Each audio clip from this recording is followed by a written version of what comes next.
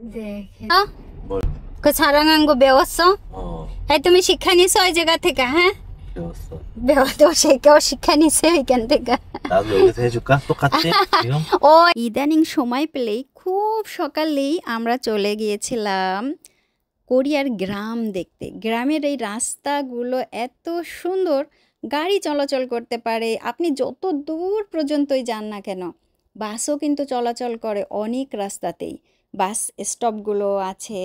রাস্তায় প্রচুর পরিমাণে দেখা যায় রাস্তার পাশেই ফিনিল হাউস, মানে এই যে পলিথিনের ঘরগুলো, এরকম প্রচুর পরিমাণে দেখা যায়। ওইখানে অনেক ধরনের সবজি করা হয়। এই যে এখন অনেক বেশি গরম, আবার শীতকালে অনেক বেশি শীত, ওই পলিথিনের ভিতরে যে ঘরগুলো, মানে পলিথিনের ঘরগুলো, ওইখানে যে সবজি চাষ করা হয়, ওই সবজি চাষগুলো কিন্তু মানে সবজিগুলো অনেক বেশি ভালো থাকে। পানিও দেওয়া হয় খুব সুন্দরভাবে। পলিথিনের ভেতরে তাপ, আবহাওয়া খুব সুন্দরভাবে মেইনটেইন করা হয়। কীরকমভাবে?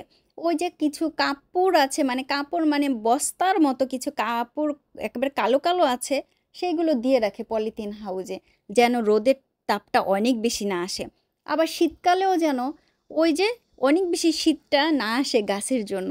কোরিয়াতে এত বেশি শীত পড়ে, তখন শীতকালে সবজির দাম অনেক বেশি থাকে। সেহেতু এই পলিথিনের ভেতরেই কিন্তু সবজি চাষ করা হয়। আবার ওই গরমের দিনেও বাইরে এত পরিমাণে রোদ হয় যে গাছগুলো মরে যায়।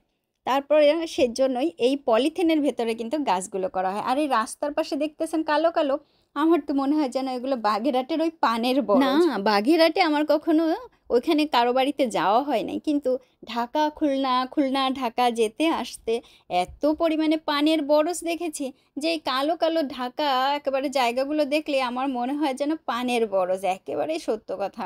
দেখেন তো কত সুন্দর সুন্দর ঘর বাড়ি দেখা যায় এই গ্রামের ভেতরে।